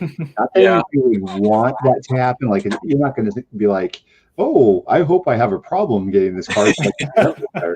But some of my favorite cards are the ones that were very difficult to get and probably caused some problems and a little bit of strife to get them. So it's a great story, and it'll be attached to that card forever now. It is, yes. It's still just hard for me to show off sometimes because I just think about everything. Well, I mean, one thing you could do to help you forget about it is like the way that it came in that graded PSA 8 case. It looks so much better if it was just like a magnetic. No, it's a 9. Oh, is it? Oh, okay. Then never mind. Don't mess with that. Yeah, not with that card. I got my gold out, so. Yeah. Well, Will, have you gotten any Ripkins in lately? I've gotten a few. I've got a couple of the '90s variety. This was my favorite pickup, which is a bit of a mystery. This is a 1992. I mean, it literally has a Mitsubishi logo on the bottom corner. What the heck? But this is like a 1992 Precious Metals Gold. Just some random company made. That's cool. I just found out about these back in March. I was chatting with Andy, one of the fellow Ripken guys, and he was like, "Do you know anything about these?" I was like, "I've never seen that before in my life." And he was like, "Yeah, I've been trying to find out anything about them. Can't find anything out." The back has a serial number. So this one's like number 169, maximum of 10,000. I'll tell you right now, there ain't 10,000 of these floating around. I'm honestly surprised there's 169 of them floating around. What does that even mean? Maximum of 10,000. Yeah, and this one is not accounted for on. So Beckett has like a couple of these accounted for. There's like a Brooks Robinson prototype, a regular Brooks Robinson, and then like a Willie Mays or something like that. But then, I texted Jeremy about this, and we were doing some looking into it. And like, you can go on eBay, and there's a Ballerina, there's Chief Sitting Bull, there's Roberto Clemente, there's Ripken, but those for some reason are not on any checklists. So I don't know. It's freaking sweet though. It's like this is like a precious metal precursor. It looks like a turkey red. Yeah, it does look a little bit like turkey red cards too. Yeah, it does. It does. It's like a 1 gram of gold turkey red. And I picked up for the sake of the bracket. It just happens to be graded. I didn't get it because it was graded, but the 97 Flair Diamond Cuts. I was able to pick one of these up for good price. That's awesome. And then that was my biggest disappointment of that left-hand side. Over the Diamond Producers? Really? Well, I mean, that one didn't even make it out of the first round. Yeah, it had a tough matchup. You can thank us for that. I mean, I got a couple on the. Oh, I did get a. So there was a 2007 set. 2007 was the year Ripken and Glenn went in the Hall of Fame, and SPX did this humongous set of Ripken cards. There was like a base set that were. It's a 100 card set, but then they also had like a Emerald Parallel that were all 1 of 1s. Oh wow! So they're numbered 1 through 100. But each card was for a different game in the streak. So there's actually 2,632 1 of 1s. But they're all numbered 1 to 100. So card number 1 might be, game 1 through 20. So there could be 20 versions of card number 1 that all look identical, but they just account for a different game in the streak. I get it now. Okay. Wow. It's crazy. I don't have the box in front of me. It's in my closet, but I picked up one of the printing plates. Then for all of those, there's a printing plate 101. Oh, geez. And so I picked up a magenta a couple months back, and then I picked up a black one last week. And then, much to Tanner's chagrin, I picked up an uncut sheet of 82 Tops, which has the Ripken rookie on it, that I'm planning on framing like it should be, and hanging it on my wall. I was hoping you were going to say that, man. Yeah, we're going to Tanner by the end of this podcast. We're going to convince you not to. Oh, no. Can I just ask? though? I am curious. Before I show off this one card here, what is your method going to be if and when you do cut that? Is there a machine that it has to go through, or do you literally go by hand? So yeah, I'm actually going to do it by hand. And what that means is there are going to be some common guys that are going to be sacrificed that will not make it through this thing. Oh gosh. So I'm going to make a lot of player collectors very happy. But as far as baseball card history, having a sheet like this, yeah, you see it behind me. It's still not cut yet, so I'm obviously man, a little bit of trepidation for doing. I mean, it. I have plenty of room on my wall right over there and in my living room. So if you need somebody to hold on to it for you as an uncut sheet, one of us can make room.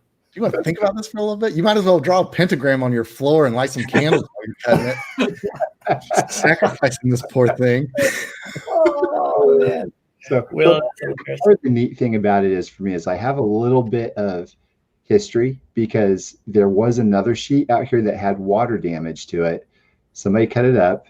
Somebody put the Conseco out there for sale. Blank back Star Ruby. I bought it. I don't have it anymore. Sold it. Never ever seen a pack pulled version of it in my life. And now I have like one back here in sheet form, So there's a little bit of oomph, I guess, behind this decision of cutting. So technically the pack pulled version's more rare then, right? Well, if you haven't seen a single one of those, you've seen two of the uncut sheet ones. Yeah, that's true. Now there's probably, I don't know if there's going to be another sheet out there. So I think they had two for like display purposes and Fleer as their showcase pieces, which that's what this is back here. The others are serial number to 50, but where are they? I don't know. I know we need to find him a Jose pack pulled out of 50. Do whatever we have to. I'll buy trade it for that. I'll buy all 50 for you. It's not gonna no, Matt, whenever this cut up, whenever I cut it up, it'll match it perfectly. Oh man! Well, you know what? You're brave for doing it, man. You're brave for doing it because I mean, even if I wanted to cut it up, I don't think I could stomach it. I couldn't do it. Man, well, to follow that up, which I can't do, but I mean, we're talking about die cut parallels and an A-Rod that eluded me for a long time was the 99 Century Legends, and I was very happy to get this card finally. I love those. Yeah, they do look really, really, really nice with the refractor finish. It just looks like a very ornate, like rich looking card. Mm-hmm. Very simple, but elegant. And it blows the other one out of the water. There's two A-Rods in this set. Jeremy, you know which one I'm talking about. The other one doesn't even come close to this. Well, and even for the next year too, that's the 99, right? And then they did it in 2000. That's the best of the four versions, easily. Yeah, definitely. This is kind of interesting. There was one of these up on eBay a couple years ago for opening bid of, I believe it was like $75.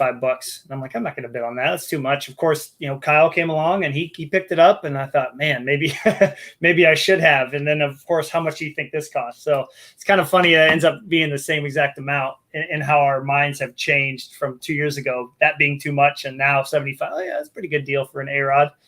Yeah. Market sure has changed, but yeah, happy to have that. I don't get a chance to pick up many A-Rods, but I wanted to show that off instead of like some modern Glassnow card. Plenty of those to show off in the future. But yeah, well, cool. Well, guys, this was a lot of fun. Tanner, again, I appreciate you hopping in kind of last minute. That was awesome. You're able to make the time for that and have that beautiful uncut sheet, which should stay that way behind you, and helping us vote.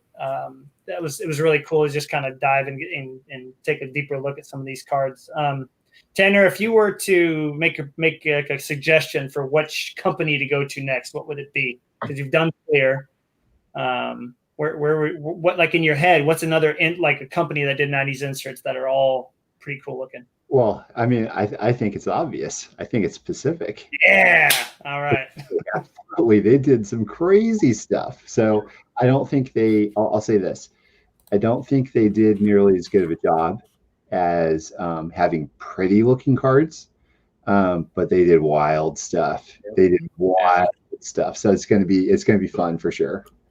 I wonder if we should rename the bracket rather than best looking Pacific insert, be the most innovative Pacific insert, like or the craziest looking one. I think Interesting, yeah. Yeah, most interesting. Yeah, like because I think if we approach it from that standpoint, I don't know what Tyler and Will and Jeremy like if you guys agree with this, but I think we were to approach it from a standpoint of something that just totally blows your mind. You got the dial of stats, you got the home run one where you put your thumb on it and let go. I mean, there's some crazy stuff out there.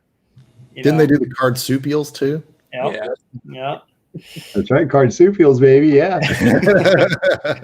I mean, yeah, they a lot of crazy stuff, a lot of cool die cuts. What is that? There's a horizontal one that's got some very like small laser cut holes in it all over the place.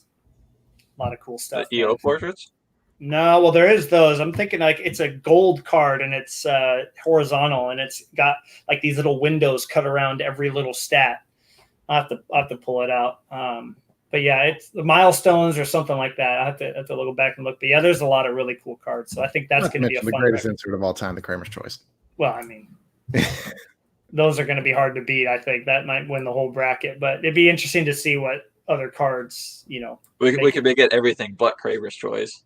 Yeah, it'll have to be like our Donruss series where it'll be everything but the Crusade. Yeah, right.